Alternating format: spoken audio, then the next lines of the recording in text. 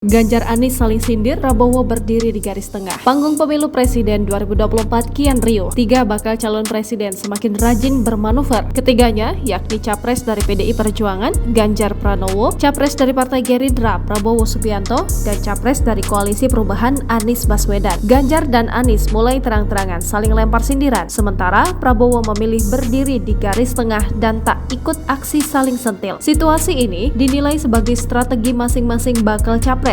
Baik Ganjar, Prabowo maupun Anies tengah berupaya mendapatkan hati para pemilih. Anies pernah menyinggung sosok yang gemar lari pagi. Katanya, jika kontestasi Pilpres 2024 ditentukan lewat lomba lari, maka dia bakal kalah. Namun jika pemilu merupakan ajang adu gagasan, mantan Gubernur DKI Jakarta itu mengaku siap untuk berkompetisi. Kalau tantangannya adalah adu lari pagi keliling Indonesia, saya kalah dah. Tapi kalau tantangannya adalah adu gagasan, adu karya, adu rekam jejak, maka kita insya Allah nyatakan siap kepada semuanya. Oleh publik, ucapan Anies ini dikaitkan dengan figur Ganjar Pranowo, sebab Ganjar dikenal sebagai sosok yang gemar berolahraga. Tak lama, Ganjar ikut angkat bicara terkait ini. Dia mengaku tak merasa tersindir dengan ucapan Anies tersebut. Gubernur Jawa Tengah itu justru mengajak masyarakat untuk rajin berolahraga sebagaimana kebiasaan dirinya.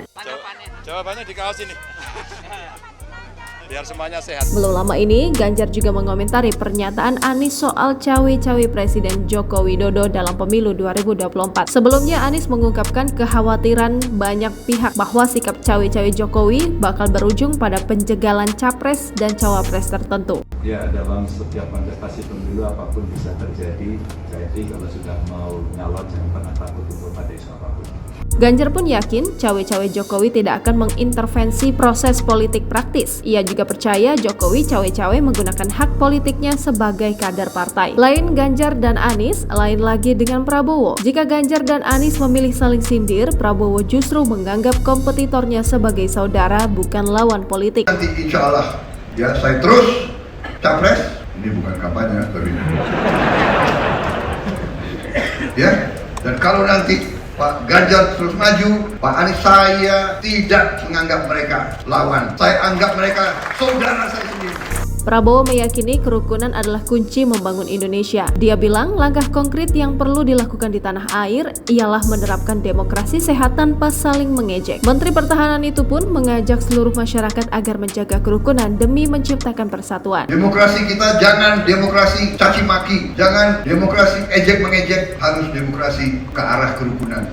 Ketimbang saling mengejek, lanjut Prabowo, demokrasi di Indonesia sebaiknya dibangun dengan persaingan yang fokus pada gagasan dan tidak anti kritik. Menurutnya, semua pihak harus bersahabat dalam membangun negara. Melihat ini, analis komunikasi politik dari Universitas Padjadjaran, Kunto Adiwibowo menilai ini merupakan bagian dari strategi komunikasi dari masing-masing bakal capres. Menurut Kunto, strategi Ganjar dan Anies memanfaatkan polarisasi politik yang sudah ada sejak pemilu 2014 lalu, Pilkada 2017, dan pemilu 2019.